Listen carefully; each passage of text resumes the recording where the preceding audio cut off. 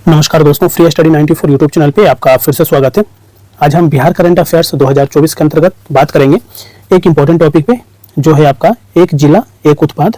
और दूसरा जो टॉपिक आज का है हमारा वो है चौथा कृषि रोड मैप, जो कि 2023 से 2028 तक चलेगा। ठीक है, तो एक एक करके हम इन दोनों टॉपिक को देखेंगे। और ये जो टॉपिक है काफ़ी इंपॉर्टेंट होने वाला है और यहाँ से लगभग आपका 2 से 3 प्रश्न आपके एग्जामिनेशन में पूछ सकता है। ठीक है, छोटा सा ये टॉपिक है बट स्कोरिंग है। ठीक है, संभवतः एक क्वेश्चन आपके एक जिला एक उत्पाद से पूछा जा सके और एक क्वेश्चन आपका ये कंफर्म है कि चतुर्थ कृषि रोड मैप 2023 से 2028 के अंतर्गत जो चीजें हैं उससे पूछ सकता है। ठीक है, तो वीडियो शुरू से लास्ट तक देखिएगा। वीडियो अगर पसंद आए दोस्तों तो प्लीज लाइक जरूर कीजिएगा, और चैनल पे नए हैं और चैनल को सब्सक्राइब नहीं किया है तो प्लीज चैनल को भी सब्सक्राइब कर लीजिए। पीडीएफ के लिए आप हमारा टेलीग्राम चैनल जरूर ज्वाइन कीजिएगा। डिस्क्रिप्शन बॉक्स में ऑलरेडी लिंक दिया हुआ है टेलीग्राम का, आप जा करके उससे आप ज्वाइन कीजिए। वहां पे आपको सारे पीडीएफ अवेलेबल करवाए जाते हैं। तो बिना किसी देर का हम अपने टॉपिक को स्टार्ट करते हैं। तो दोस्तों यहाँ पे हम बात कर रहे हैं बिहार में एक जिला एक उत्पाद 2024 टॉपिक पे। तो देखिए, जनरली जो है अगर आपसे क्वेश्चन पूछा जा सकता है तो कहा जाएगा कि कितने जिलों में चलाया जा रहा है। तो बिहार में टोटल कितने जिले हैं बताइए? तो 38 जिला है। तो 38 जिला के, ठीक है, 38 जिलों में चलाया जा रहा है। और कितने उत्पादों को जो है यहाँ पे, तो 38 जिलों में 38 जिला में चलाया जा रहा है। ठीक है, तो 38 उत्पाद, लेकिन कहा जा रहा है कि यहाँ पे 25 जो है उत्पादों को जो है स्वीकृति मिली है। ठीक है, तो सबसे इंपॉर्टेंट तो यही है कि अगर आप बीपीएससी एग्जामिनेशन देने जा रहे हैं तो सबसे पहला जो प्रश्न जो है कमीशन अगर बना सकता है इससे, ठीक है, तो पहला क्वेश्चन यही बनाया जाएगा कि एक जिला एक उत्पाद के अंतर्गत जो है यह कितने जिलों में चलाया जा रहा है। तो 38 जिलों में कितने उत्पादों को शामिल किया गया है दोस्तों? तो 25 उत्पादों को। इसके अलावा एक तरफ आपका जिला का नाम दे दे कमीशन, ठीक है, और दूसरे तरफ उत्पाद का नाम दे दे और ये मैच करवा ले। ठीक है, तो आपको प्रश्न बनाने का दायरा काफी बड़ा है। ठीक है, लेकिन हम कुछ चीजों को ध्यान में रखेंगे। ठीक है, तो प्रश्न जो है आपके बनते चले जाएंगे। ठीक है, तो सबसे पहले हम बात करते हैं कि जो है यह जो एक जिला एक उत्पाद जो है, ये कहीं ना कहीं अगर हम बात करें तो कहा जाता है कि यह प्रत्येक जिले के लिए एक विशिष्ट उत्पाद होगा। ठीक है, और इस योजना का मुख्य उद्देश्य है कि हर जिले की पहचान एक खास उत्पाद से किया जा सके, इसलिए उत्पादों की संख्या जिलों की संख्या के बराबर रखी गई है। ठीक है, इस बात का ध्यान रखिएगा। और कुछ बात करें तो कहा जाता है कि कुल उत्पादों की सटीक संख्या, ठीक है, कुल उत्पादों की सटीक संख्या जो है यह समय के साथ क्या हो सकता है, बदल सकता है, क्योंकि नए उत्पाद जो है क्या होंगे, इसमें जुड़ेंगे और कुछ जो मौजूदा जो है उत्पाद है उसमें बदलाव किए जा सकते हैं। ठीक है, तो आपको ये चीजें स्पष्ट आपके पास जानकारी होनी चाहिए। अगर हम बात करें कि ये जो जिला है और इधर उत्पाद दिया हुआ है तो एक एक करके हम 38 जिलों के अंतर्गत हम बात एक एक करके कर लेते हैं। तो सबसे पहले यहाँ पे कहा जा रहा है अररिया जिला का। ठीक है, तो सबसे पहले अररिया जिला की बात करें तो यहाँ का जो उत्पाद है इसको मखाना के रूप में देखा गया है। ठीक है, रखा गया है। अरवल में जो है दाल आधारित उत्पाद को रखा गया है जिसमें बेसन और सत्तू को शामिल किया गया है। ठीक है, औरंगाबाद में स्ट्रॉबेरी को रखा गया है। ठीक है, एक जिला एक उत्पाद को लेकर के। बांका में कतरनी चावल आधारित उत्पाद की जो है यहाँ पे बात की गई है।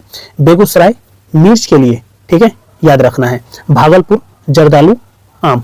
ठीक है, अब जर्दालू आम को जो है जीआई टैग भी मिला हुआ है दोस्तों। ठीक है, तो ये भी आपको कल वाले लास्ट लेक्चर में हमने बताया था।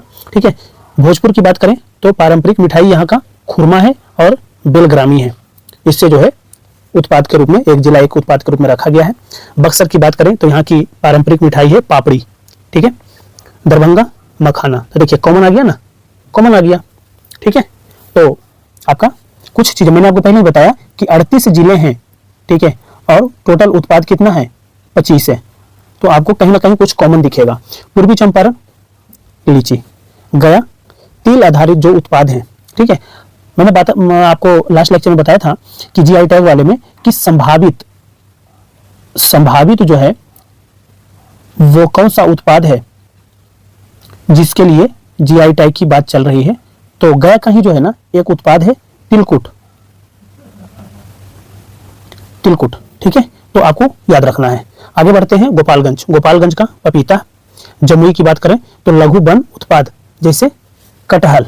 ठीक है, जहानाबाद की बात करें दाल आधारित उत्पाद बेसन और सत्तू, पहले भी हमने ऊपर भी बात किया था। ठीक है, आगे बात करें कैमूर की तो चावल आधारित उत्पाद जैसे पोहा और मुरमुरा। ठीक है, कटिहार की बात करें तो देखिए कटिहार में भी मखाना आ गया।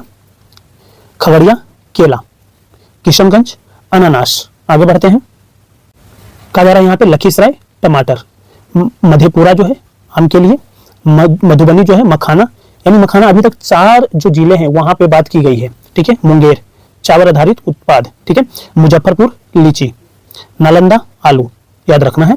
नवादा पान की बेल, पटना बेकरी उत्पाद के लिए, पूर्णिया मक्का आधारित उत्पाद के लिए, रोहतास चावल आधारित उत्पाद के लिए, ऊपर भी हमने बात कर लिया है।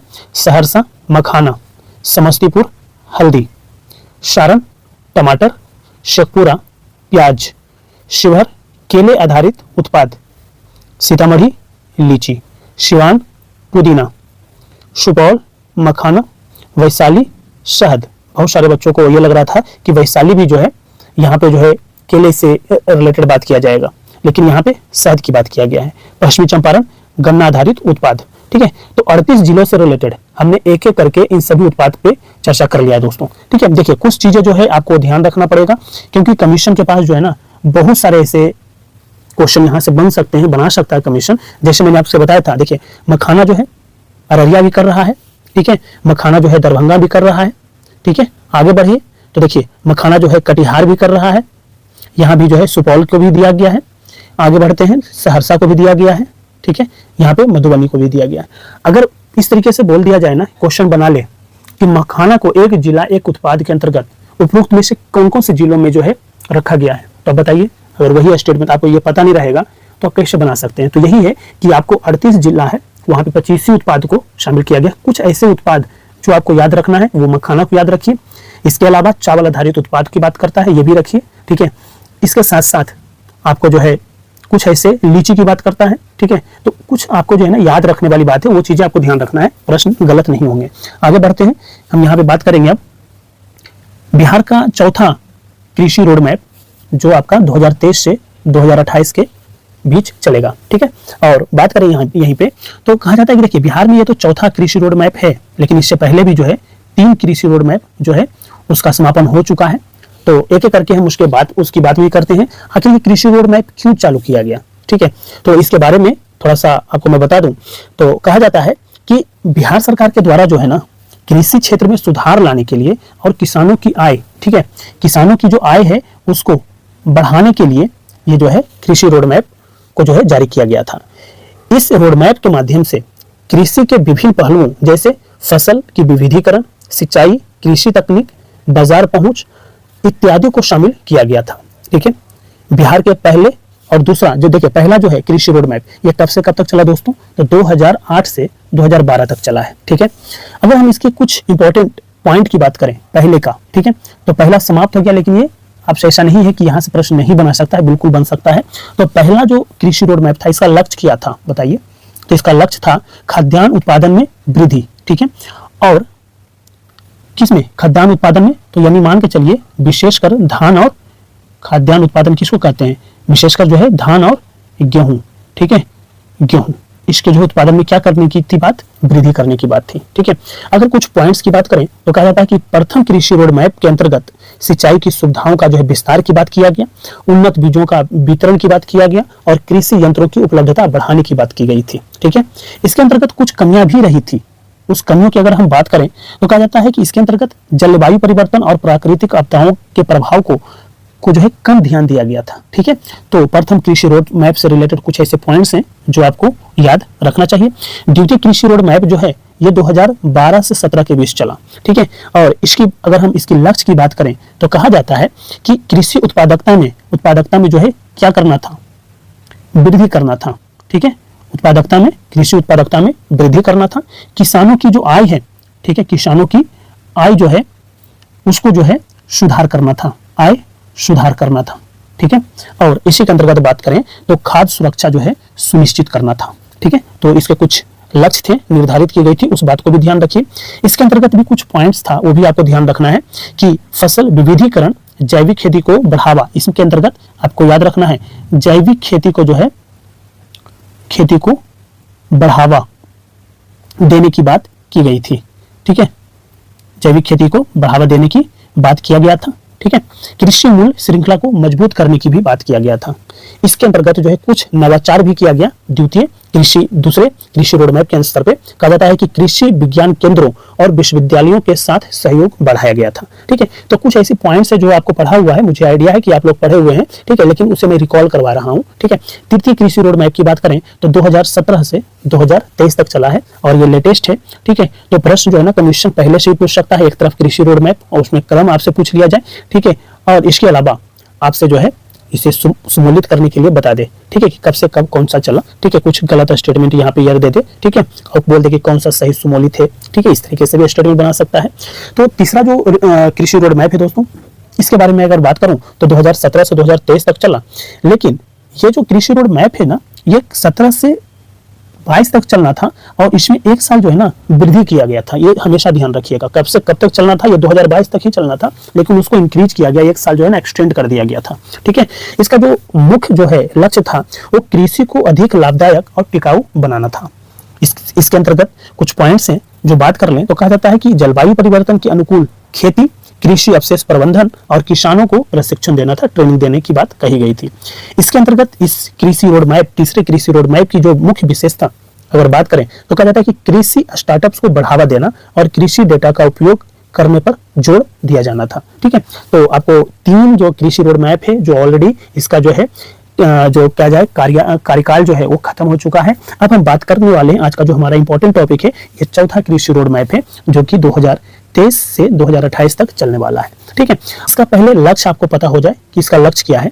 तो कहा जाता है कि चतुर्थ जो कृषि रोड मैप है, इसका जो लक्ष्य है प्रत्येक भारतीयों की थाली में बिहार का एक व्यंजन पहुंचाना इसका मुख्य लक्ष्य है। ठीक है, और कृषि क्षेत्र को आधुनिक बनाना और किसानों की आय दुगनी करना भी इसका जो है लक्ष्य रखा गया है। ठीक है, तो ये भी आपको पॉइंट यहाँ पे याद रखना है।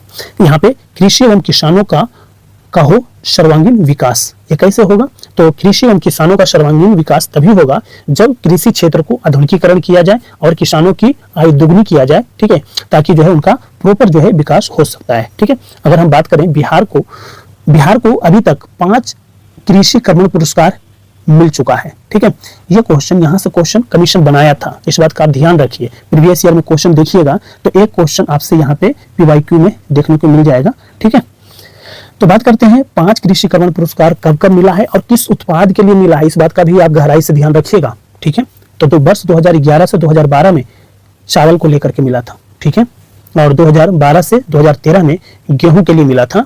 वर्ष 2015-16 में मोटे अनाज के लिए मिला था। मोटे अनाज में याद रखना है मक्का के लिए मिला था। और यही क्वेश्चन जो है आपको पूछा था PYQ में। ठीक है, क्योंकि लगातार 2 वर्ष जो है आपका जो है ये मक्के को लेकर के कृषि कर्मण पुरस्कार बिहार को मिला था। ठीक है, 2015-16 2016-17 में। ठीक है, 2017-18 में जो है गेहूं को लेकर के मिला है। ठीक है, तो आपको ध्यान रखना है यहाँ पर जो है चावल, गेहूं, मक्का, इन 3 उत्पादों के लिए जो है बिहार को 5 कृषि कर्मण पुरस्कार मिल चुका है दोस्तों। ठीक है, तो याद रखना है। अब हमने बात किया था कि चौथा कृषि रोड मैप है जो 2023 से 2028 तक चलने वाला है। इसका शुभारंभ जो है 18 अक्टूबर 2023 को किया गया शुभारंभ। और ये किनके द्वारा किया गया? तो राष्ट्रपति श्रीमती द्रौपदी मुर्मू द्वारा पटना के बापू सभागार में जो है इसको शुभारंभ किया गया। और इस अवसर पर जो है राष्ट्रपति ने जैविक खेती को बढ़ावा देने पर बल दिया था। ठीक है, समय काल आप सभी को पता ही है 2023 से 2028 तक। और इसका जो लक्ष्य है दोस्तों, इस बात को भी हमने बताया भी था, लेकिन यहाँ पे कुछ पॉइंट्स हैं उसे आप ध्यान रखिएगा। ऑब्जेक्टिव इसके बिल्कुल आपको क्लियर होना चाहिए।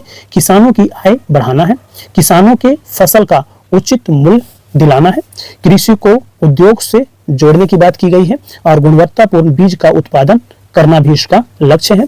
तिलहन फसल का उत्पादन जो है बढ़ाना है। ठीक है, मत्स्य एवं दूध उत्पादन को बढ़ावा देना है। ठीक है, बढ़ाना है। ठीक है, तो ये 6 आपके लक्ष्य हैं। ठीक है, चौथे कृषि रोड मैप का। ठीक है, उसको आपको फोकस करके रखना है। स्टेटमेंट यहाँ से भी बन सकता है। हम बात करते हैं, कहा जाता है लक्ष्य प्राप्ति के लिए सरकार द्वारा उठाए गए कदम कौन कौन से हैं? तो कहा जाता है 38 जिलों के लिए जैविक खेती प्रोत्साहन योजना, हरी खाद योजना को शुरू किया गया है। ये आपको याद रखना है, 38 जिलों के लिए जैविक खेती को प्रोत्साहन योजना, जैविक खेती प्रोत्साहन योजना, जहां पे हरी खाद योजना को शुरू किया गया। 13 जिलों के लिए जैविक कॉरिडोर योजना की शुरुआत की गई है। यानी जो है 2023 से 2028 के बीच में सरकार के द्वारा जो चौथे कृषि रोड मैप है उसमें जो लक्ष्य बनाया गया है, उस लक्ष्य की प्राप्ति के लिए जो सरकार कदम उठा रही है, उस कदम पे जो है ना हम बात कर रहे हैं। तो आपको याद रखना है, तालाब और चेक डैम बनाया जाएगा ताकि हर खेत तक पानी को पहुंचाया जा सके, इस बात का भी ध्यान रखना है। और दलहनी और तिलहनी फसलों का उत्पादन जो है बढ़ाया जाएगा, इसका मुख्य लक्ष्य है। ठीक है, आगे बात करते हैं। यहीं पे अगर हम बात करें दोस्तों तो कहा जाता है कि देखिए पेस्टिसाइड मतलब क्या होता है बताइए?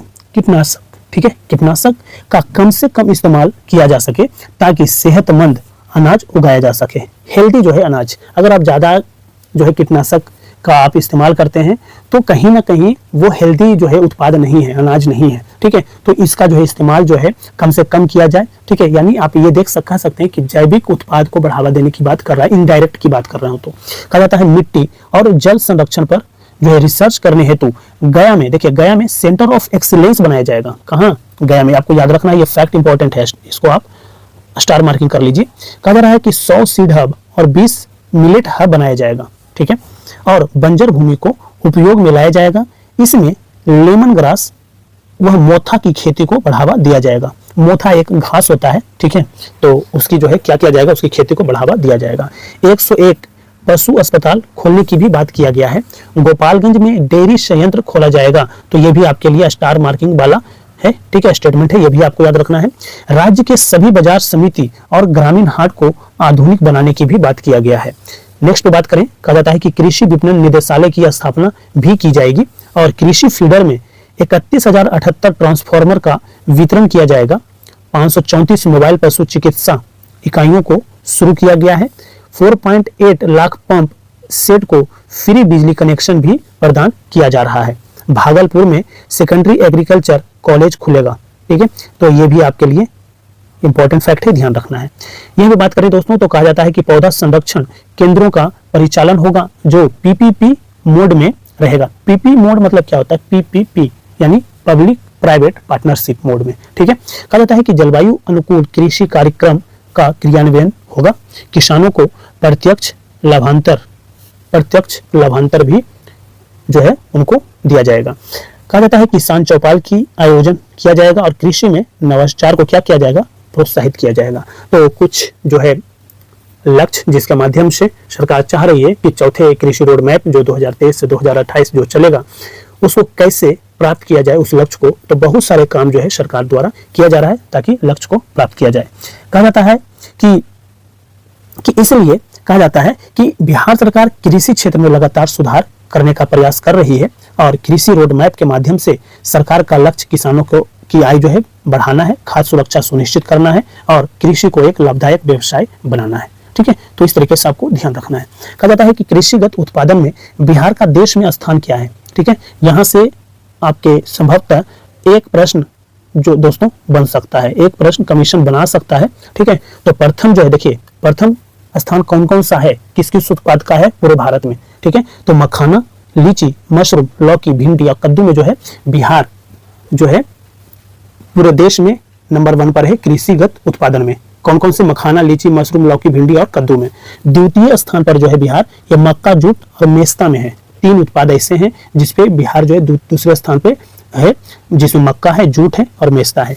तृतीय स्थान पे अगर हम बात करें तो सूर्यमुखी, आम, आलू, सब्जी और फूलगोभी है। ठीक है, चतुर्थ स्थान पर जो है शहद, मसूर, मत्स्य है और 5वां जो है गन्ना और मूंग की बात करता है। 6ठे स्थान पर जो है गेहूं और फल में है और 7वां स्थान केले का है और 9वां स्थान चावल का है। ठीक है, तो इससे रिलेटेड आपके ये जो कृषिगत उत्पादन है जिसमें बिहार का देश में जो स्थान है ये आपको ध्यान रखना है। इस तरीके से दोस्तों हमने जो एक इम्पॉर्टेंट जो टॉपिक था आपका बिहार का चौथा कृषि रोड मैप, इस पे हमने बात कर लिया है और बिहार का एक जिला एक उत्पाद 2024 जो है इस पे हमने बात कर लिया है। वीडियो अगर पसंद आए तो लाइक जरूर कर दीजिएगा और चैनल पे नए हैं और अभी तक चैनल को सब्सक्राइब नहीं किया है दोस्तों तो प्लीज चैनल को भी सब्सक्राइब कीजिए और पीडीएफ के लिए आप हमारा टेलीग्राम चैनल अवश्य ज्वाइन करें। वहां पे आपको ये पीडीएफ अपलोड कर दिया गया है, आप उसे डाउनलोड करके भी पढ़ सकते हैं।